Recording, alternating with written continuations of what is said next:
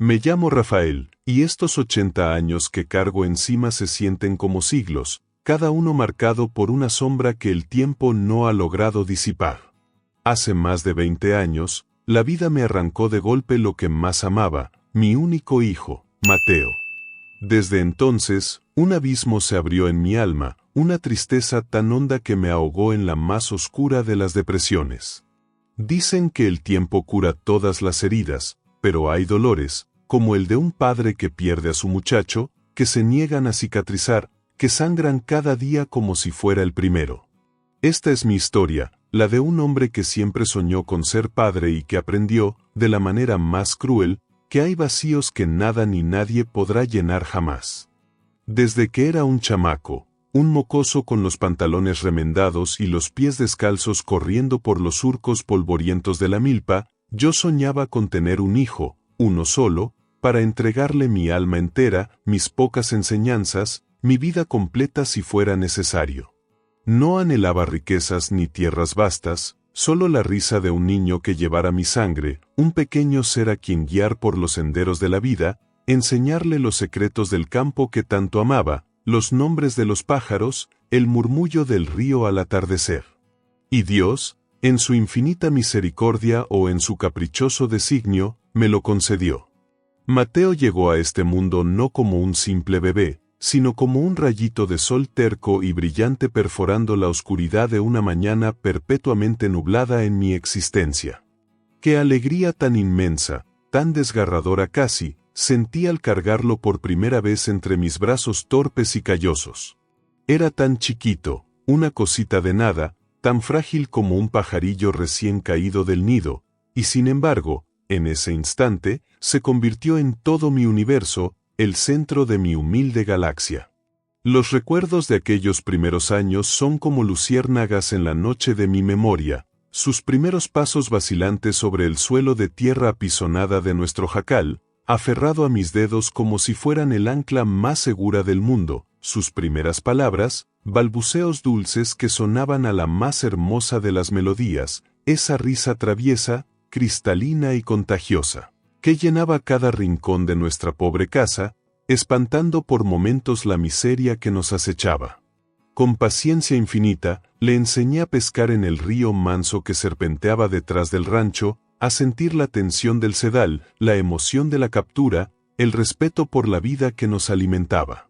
Le mostré el arte de jugar a las canicas bajo la sombra del gran pirul, a lanzar continuo, a celebrar la victoria con humildad y a aceptar la derrota con entereza. Le inculqué, con el ejemplo más que con palabras, a respetar a los mayores, a saludar con una inclinación de cabeza, a escuchar sus consejos cargados de sabiduría ancestral.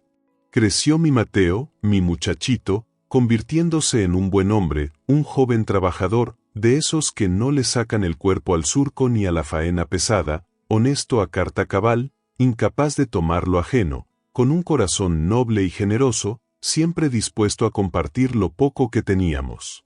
Yo lo miraba en silencio, mientras él ayudaba a su madre en el desgrane del maíz o reparaba la cerca del corral, y se me inflaba el pecho de un orgullo tan grande que apenas me cabía en el cuerpo. Soñaba despierto con verlo hecho y derecho, un hombre cabal, con su propia familia, con una buena mujer a su lado, con sus propios hijos correteando a su alrededor, mis nietos, la continuación de mi sangre, la promesa de que mi paso por este mundo no habría sido en vano.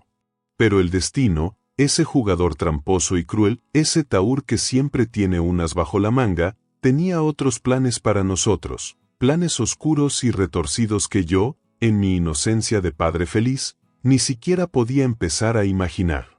Mateo, mi Mateo, trabajaba duro, de sol a sol, en la construcción de la nueva carretera que prometía traer el progreso al pueblo, siempre con una sonrisa dibujada en el rostro, a pesar del cansancio que se le notaba en los ojos, siempre pensando en un futuro mejor para nosotros, para su madre, para él mismo. Tenía apenas 25 años, la flor de la vida, toda una existencia por delante, llena de sueños por cumplir, de amores por vivir. Ese día, ese maldito día que se quedó grabado a fuego en mi memoria, salió de casa como todas las mañanas, después de tomar su café de olla y comerse un taco de frijoles. Me dio un abrazo fuerte, como siempre, y me dijo con su voz alegre: «Nos vemos en la tarde, apá, no se me achicopale». Nunca más lo volví a ver con vida. La noticia llegó como un trueno en pleno cielo sereno, como un machetazo a traición en la espalda, un golpe seco y brutal que me partió el alma en 1000 pedazos. Un accidente en la obra, decían los hombres que vinieron a darme la razón, con la mirada baja y la voz entrecortada. Una caída, fatal. Un andamio que se vino abajo. No podía creerlo, me negaba a creerlo. Mi Mateo, mi muchacho fuerte y lleno de vida, mi campeón, muerto. Así, sin más. Ese día, el sol se apagó para siempre en mi vida, la luz se extinguió en mis ojos, y una oscuridad helada, profunda y pegajosa, comenzó a invadir cada rincón de mi ser, cada fibra de mi existencia, prometiendo no abandonarme jamás. El mundo, que hasta ese momento había tenido colores y sonidos, se volvió gris, mudo, un páramo desolado donde solo resonaba el eco de mi dolor. Y supe, con una certeza que me helaba los huesos, que una parte de mí también había muerto con él, sepultada bajo los escombros de mis sueños rotos y mis esperanzas deshechas. Aquella jornada infame marcó el inicio de un invierno perpetuo en mi corazón, un invierno del que, aún hoy, después de tantos años, siento que no he podido escapar del todo, pues el frío de su ausencia sigue calando hondo, recordándome a cada instante la fragilidad de la felicidad y la crueldad implacable del destino que nos arrebata lo que más amamos sin pedir permiso, sin dar explicaciones, dejándonos solos con nuestras lágrimas y nuestros porqués sin respuesta. La promesa de su regreso vespertino se convirtió en una espera eterna, en un anhelo desgarrador que se anidó en mi pecho para no marcharse nunca más, alimentándose de mis suspiros y mis recuerdos. El funeral de Mateo es una mancha borrosa y doliente en el lienzo de mi memoria, un torbellino caótico de dolor punzante, de lágrimas contenidas a duras penas para no derrumbarme frente a los demás, y un vacío inmenso, aplastante, que me oprimía el pecho con la fuerza de 1000 demonios, robándome el aliento, dejándome sin aire, como si estuviera ahogándome en un mar de angustia sin fondo. Ver su cuerpo joven, antes tan lleno de vigor y alegría, ahora inerte, pálido y frío dentro de ese cajón de madera barata, era como si me estuvieran arrancando las entrañas a pedazos, lentamente, con saña. ¿Por qué él, Dios mío? ¿Por qué mi muchacho? ¿Por qué no yo, que ya he vivido tanto, que ya he visto tanto sufrimiento en esta tierra ingrata? Me atormentaba la culpa, ese gusano infame que se retuerce en la conciencia y no te deja en paz. ¿Y si no lo hubiera dejado ir a trabajar ese maldito día? ¿Y si le hubiera insistido más, con más terquedad, en que buscara otro empleo menos peligroso, aunque ganara menos? ¿Y si yo hubiera estado allí para evitar la caída, para sostenerlo, para cambiar el rumbo de ese instante fatal? 1000 y sí como espinas afiladas que me taladraban la cabeza, día y noche, sin piedad alguna, sin tregua. La casa, nuestro humilde jacal que antes resonaba con su risa y sus cantos desafinados, se volvió de repente un mausoleo sombrío, un santuario de recuerdos dolorosos. Su ropa, colgada aún en el clavo detrás de la puerta, conservaba su olor a sudor y a tierra, sus herramientas de trabajo, ordenadas con esmero en un rincón, parecían esperar sus manos fuertes, su risa, esa risa franca y sonora que yo creía escuchar en cada rincón, en cada crujido de la madera vieja, en cada susurro del viento, todo, absolutamente todo. Me recordaba su ausencia, una ausencia que se hizo más grande que la vida misma, una presencia hecha de vacío que lo llenaba todo. La gente del pueblo, con sus caras de lástima y sus palabras ensayadas, venía a darme el pésame. Me decían frases huecas que se llevaba el viento, consuelos baratos que no aliviaban nada. Dios así lo quiso, don Rafael, ahora está en un lugar mejor, descansando, tiene que ser fuerte, por su esposa, por usted mismo. ¿Qué sabían ellos de mi dolor, de este infierno que me quemaba por dentro? Algunos incluso, Los más imprudentes o quizás los más crueles en su ignorancia, se atrevían a susurrar esa mentira infame, esa falacia que tanto daño hace. Los padres no sienten tanto la pérdida de un hijo como las madres, ellos son más fuertes. Mentira. 1000 veces mentira.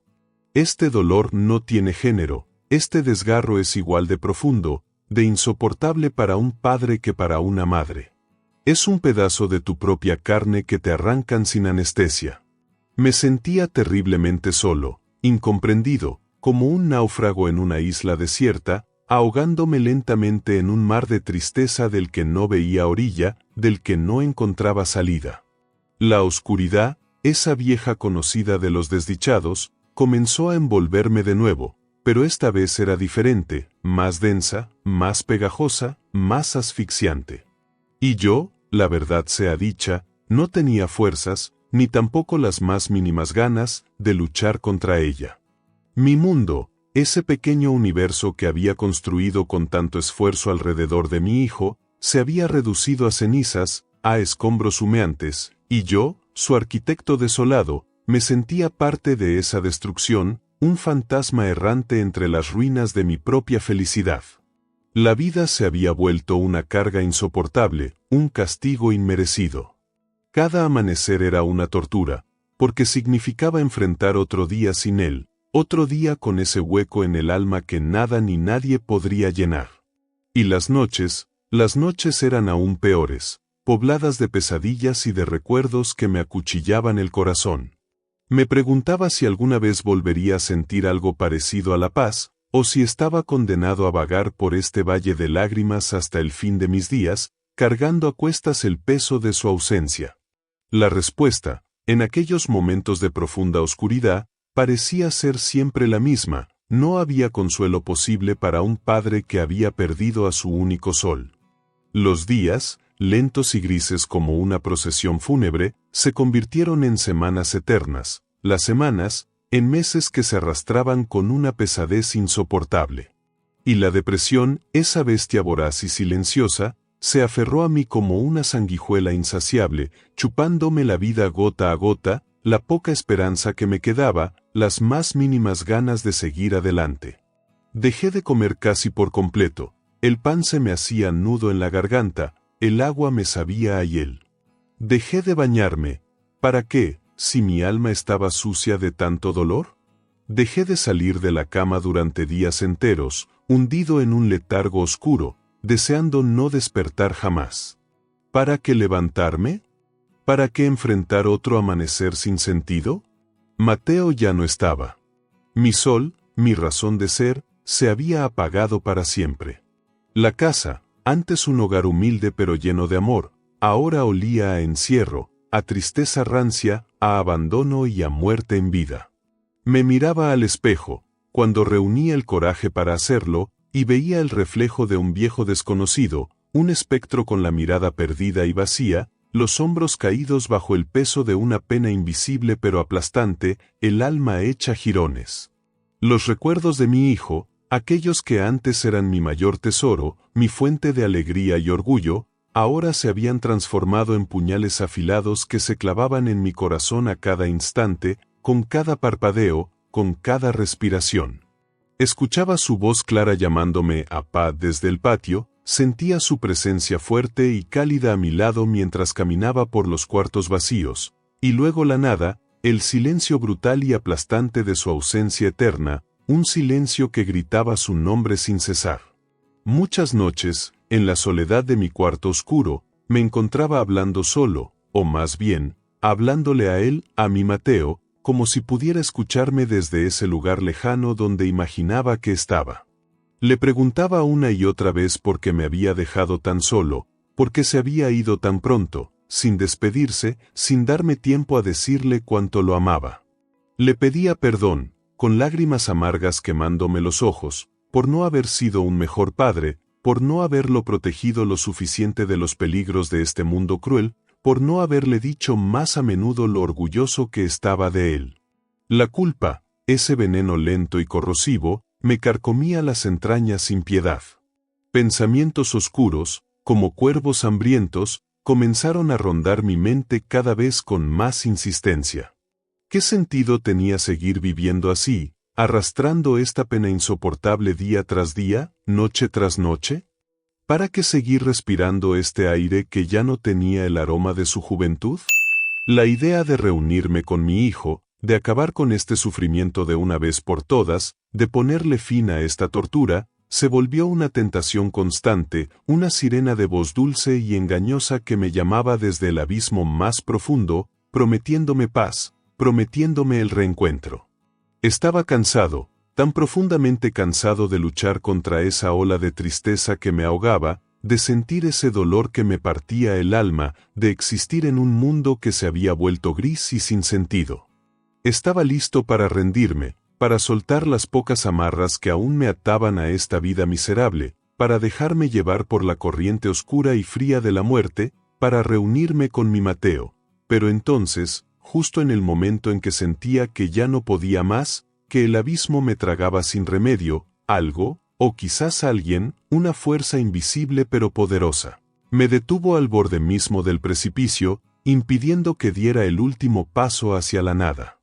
Una imagen fugaz, un recuerdo inesperado, una voz susurrando en el viento, no lo sé con certeza, pero fue suficiente para mantenerme anclado a este mundo un instante más, un instante que lo cambiaría todo, aunque en ese momento yo no pudiera ni siquiera sospecharlo. Una noche, sumido en la negrura más absoluta de mi desesperación, cuando el deseo de acabar con todo era casi una necesidad física, tuve un sueño, uno de esos sueños que se sienten más reales que la propia vigilia. Soñé con Mateo, mi muchacho. Estaba en un lugar que no puedo describir con palabras, un sitio lleno de una luz dorada y tibia, una paz que emanaba de todas partes, y él sonreía, con esa sonrisa ancha y sincera que tanto extrañaba, con una serenidad en la mirada que nunca le vi en vida, especialmente después de que empezó a trabajar tan duro para ayudarnos. Se acercó a mí, despacio, flotando casi, y sin decir una sola palabra, me abrazó. Fue un abrazo tan real, tan cálido, tan lleno de amor, que sentí como si un torrente de vida nueva, aunque fuera prestada, regresara a mi cuerpo helado y entumecido por el dolor. Y entonces me habló, no con la voz que recordaba, sino directamente al corazón, con un lenguaje que solo las almas entienden: «Apá, no te rindas todavía. Vive, por favor. Vive por los dos, por el amor que nos tuvimos». Desperté sobresaltado, bañado en un sudor frío, con el corazón latiéndome desbocado en el pecho y lágrimas amargas rodando por mis mejillas arrugadas, pero con una sensación extraña, casi olvidada, instalada en el centro de mi ser, algo que no sentía desde hacía una eternidad, una minúscula, casi imperceptible, temblorosa chispa de ¿podría ser esperanza? No sé si fue la fuerza de ese sueño tan vívido, o el extremo cansancio de tanto sufrir sin tregua, o quizás una mezcla incomprensible de todo ello, pero algo, una pieza minúscula en el intrincado mecanismo de mi alma rota, cambió dentro de mí ese preciso día. La idea de rendirme, de buscar el descanso final, seguía ahí, agazapada como una bestia paciente en un rincón oscuro de mi mente, pero, por primera vez en mucho tiempo, ya no era la única opción sobre la mesa. Comencé a darle vueltas, una y otra vez, a las palabras de Mateo en mi sueño, a esa petición que sonaba más a súplica. ¿Realmente él, mi hijo amado, querría verme así, consumido por la tristeza más abyecta, deseando la muerte como única salida? No. Definitivamente no. Mi Mateo amaba la vida con todas sus fuerzas, a pesar de las dificultades y las carencias que siempre nos rodearon. Siempre encontraba una razón para sonreír, para cantar, para soñar. Y yo, su padre, el hombre que le había enseñado a luchar, le estaba fallando miserablemente al dejarme morir en vida, al revolcarme en mi propio fango de autocompasión. Fue como si una venda gruesa y sucia cayera de mis ojos, permitiéndome ver un atisbo de luz en medio de la oscuridad.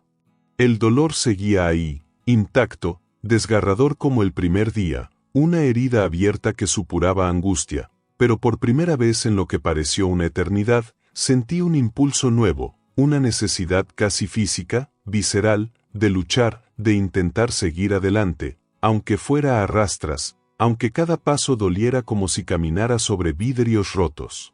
Decidí en ese instante, con una convicción que me sorprendió a mí mismo, que, aunque fuera solo por él, por honrar la memoria de mi muchacho valiente, intentaría encontrar una maldita razón para seguir respirando en este mundo ingrato, aunque cada aliento se sintiera como si 1000 agujas heladas se clavaran sin piedad en lo más profundo de mi alma.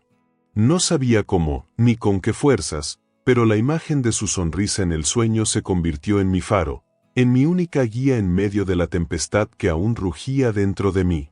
Era una promesa silenciosa que le hacía a su recuerdo, no me dejaría vencer tan fácilmente. Lucharía. Por él. Por mí. Por nosotros. El camino de regreso desde el abismo no fue, ni de lejos, un sendero de rosas. Fue más bien una subida empinada y pedregosa, llena de tropiezos y recaídas dolorosas. Levantarse cada mañana seguía siendo una batalla titánica contra la inercia de la tristeza, contra ese deseo persistente de quedarse acurrucado en la oscuridad, lejos del mundo y de sus exigencias.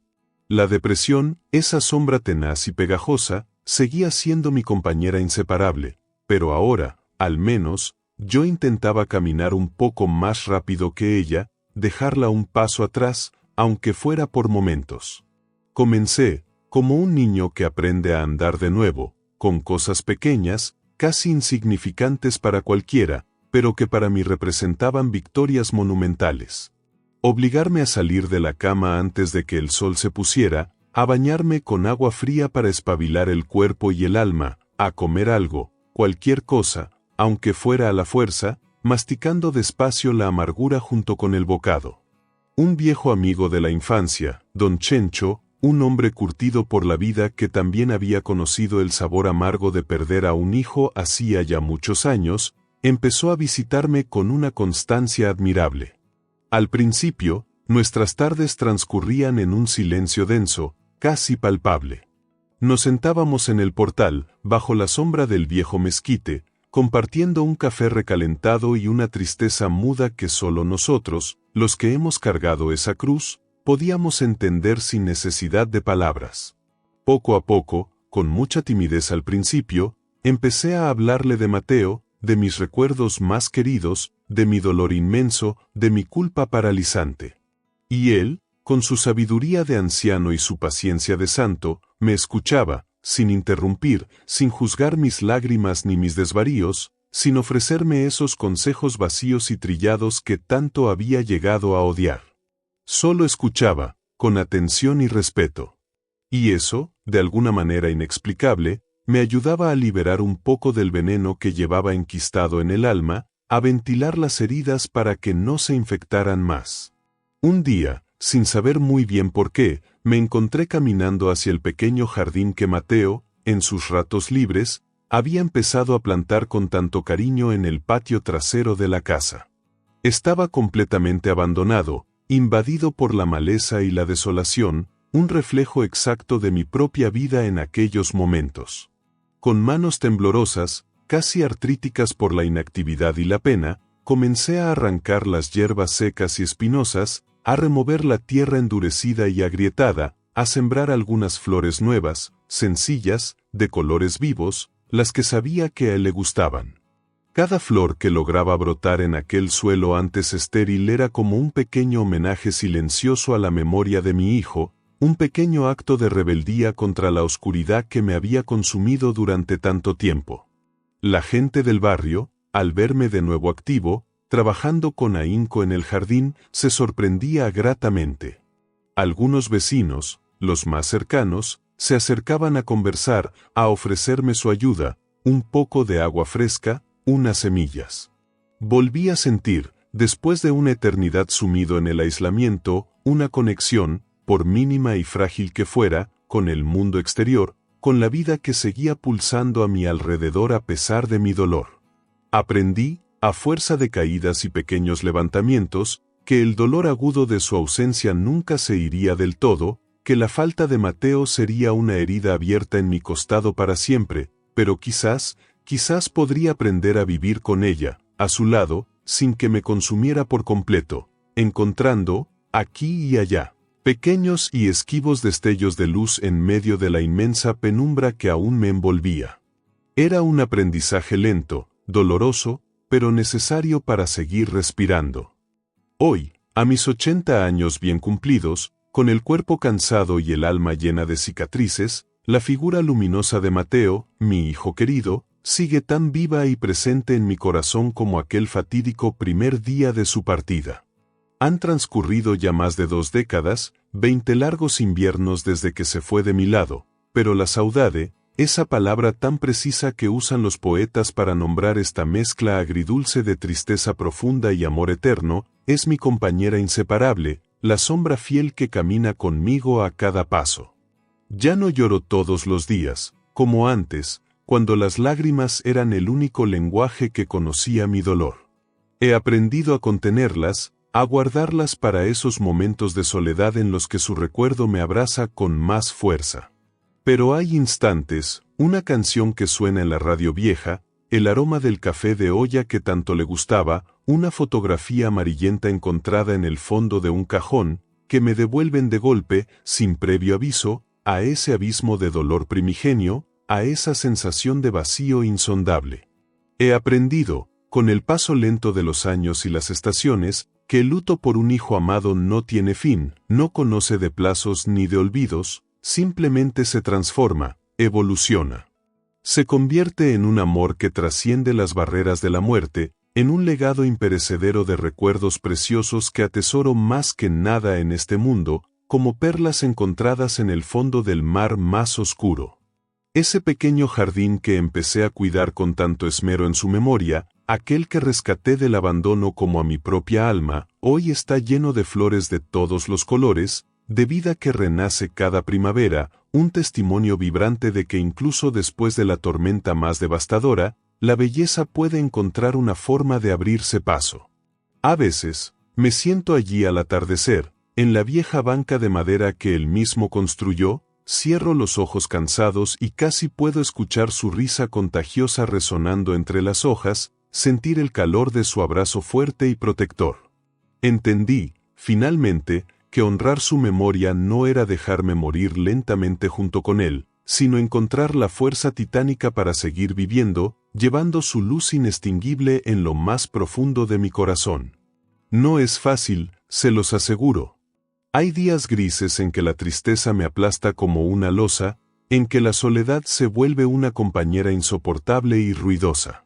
Pero entonces, como un bálsamo milagroso, recuerdo su sonrisa radiante en aquel sueño revelador, sus palabras sabias pidiéndome que viviera, que no me rindiera.